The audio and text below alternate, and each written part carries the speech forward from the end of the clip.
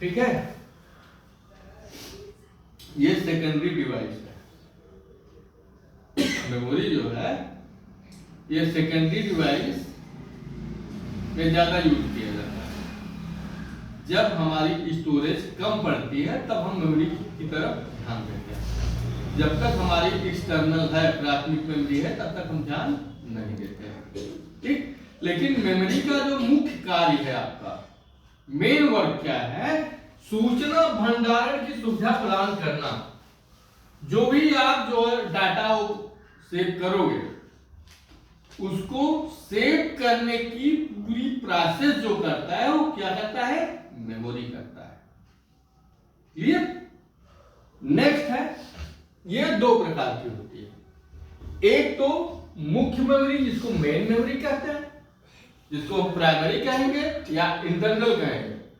दूसरा है आपका सहायक मेमोरी जिसको हम सेकेंडरी मेमोरी कहेंगे। क्लियर? नेक्स्ट है, किसी भी मेमोरी की बहुत सारी लोकेशन होती है। इंफॉर्मेशन, हमारा डाटा किस में जाता है? इंफॉर्मेशन में जाता है। लोकेशन का मतलब हुआ कि जैसे हम लोग का एक अस्थायी एड्रेस होता है, एक अस्थायी पता होता है, एक अस्थायी आईडी होती है, एक अस्थायी हमारा डिजिटल में मोबाइल नंबर हो गया है। हम नाम से कम नंबर और आईडी नंबर से ज्यादा पहचाने जाते हैं डिजिटल में।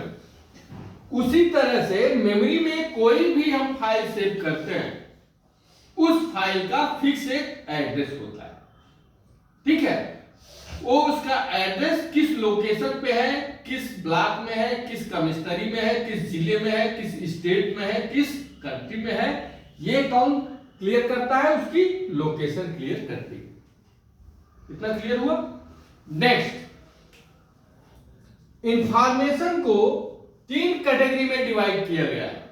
सूचना जो हम स्टोर करते हैं, एक है रैंडमली पहला, जो सिर्फ आप उस डाटा को रीड कर सकते हो, राइट नहीं कर सकते हो, मिटा नहीं सकते। दूसरा है सीक्वेंशियली, जो सिक्योरिटी प्रदान करता है कि आपका डाटा सेफ है। थर्ड है डायरेक्टली एक्सेस किया जाता है, मतलब इसको हम डायरेक्ट एक्सेस कर सकते हैं, इसमें कोई और कंडीशन नहीं होती है।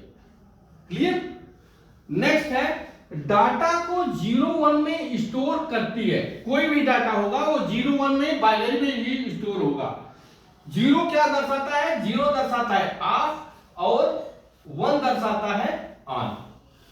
ऑन और ऑफ में ही आपका पूरा डाटा स्टोर किया जाता है।